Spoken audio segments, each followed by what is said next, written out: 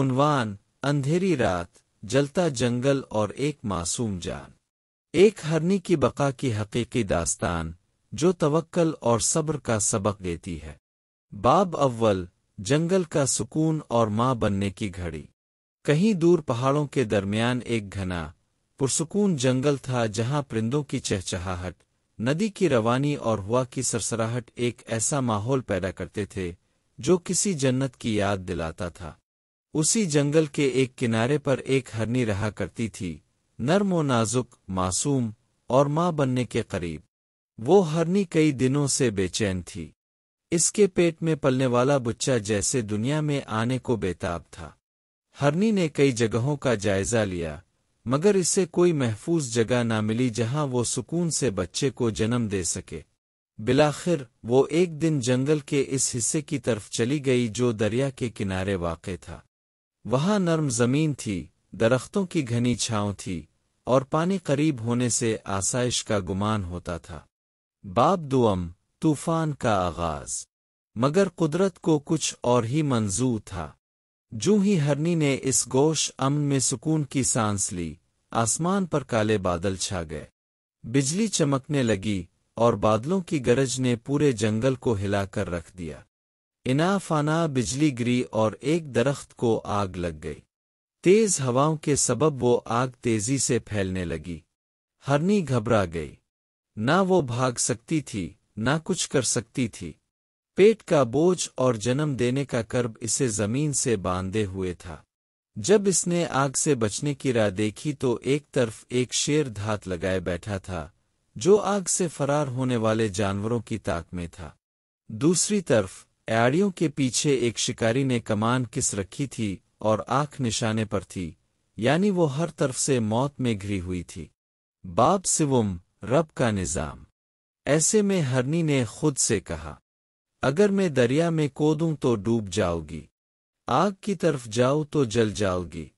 شیر مار ڈالے گا، آشکاری کا تیر زندگی ختم کر دے گا۔ میرے پاس صرف ایک کام ہے جو میں کر سکتی ہوں، اپنی ذمہ داری پوری کرنا۔ میں ماں بننے والی ہوں، میں بچے کو جنم دوں گی، باقی کام میرے رب کے سپرد ہیں۔ اور پھر اس نے آنکھیں بند کیں، سانس گہری لی اور بچے کی پیدائش پر توجہ مرکوز کر لی۔ اسی لمحے کچھ ایسا ہوا جو عقل دنگ کر دے۔ جب شکاری نے تیر چھوڑا، آسمان پر زوردار بجلی چمکی۔ اس کی روشنی سے شکاری کی آنکھیں چندھیا گج اور تیر کا رخ بدل گیا۔ وہ تیر جا کر شیر کو لگا۔ شیر درد سے دیوڑا اور بھاگ گیا۔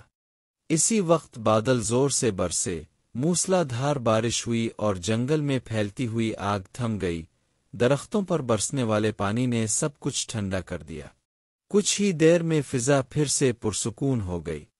ہرنی نے ایک خوبصورت، صحت مند بچے کو جنم دیا۔ وہ زار و زار رو رہی تھی، نہ کسی خوف سے بلکہ رب کی قدرت پر حیران ہو کر۔ باب چہارم: سبق اور نشانیاں۔ اس دن جنگل میں رہنے والے جانوروں نے ایک عجیب واقعہ دیکھا۔ ایک حاملہ ہرنی جو موت کے چہار طرف سے گھیرے میں تھی، صرف توکل اور صبر کی بدولت بچ گئی۔ نہ صرف بچی بلکہ ایک نئی جان کو دنیا میں لائی۔ شکاری نے اپنا تیر دیکھا، شیر کو دیکھا اور کمان نیچے رکھ دی۔ وہ پہلی بار سمجھا کہ کائنات میں ایک ایسی طاقت بھی ہے جو انسان کی منصوبہ بندی سے بالاتر ہے۔ دریا کی روانی، بارش کی بوندا باندی، جلتے درختوں کی راکھ اور ہرنی کی آنکھوں سے بہتے آنسو سب گواہ تھے کہ جب بندہ اپنی استطاعت کے مطابق عمل کرے اور باقی خدا پر چھوڑ دے تو کائنات اس کی مدد کرتی ہے۔ اختتامیہ پیغام: زندگی میں بعض اوقات ہم بھی ہرنی کی مانند ہوتے ہیں۔ ہر طرف سے مصیبت، پریشانی، مایوسی اور موت کے سائے ہوتے ہیں۔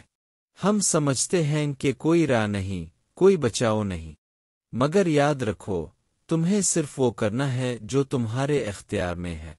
باقی اس رب پر چھوڑ دو جو تیر کا رخ بھی بدل سکتا ہے، شیر کو روک سکتا ہے، آگ بجھا سکتا ہے، بارش برسا سکتا ہے اور تمہاری حفاظت کر سکتا ہے اس وقت جب تم خود کو بے بس سمجھتے ہو۔ بے شک وہی بہترین کارساز ہے۔ انشاء اللہ۔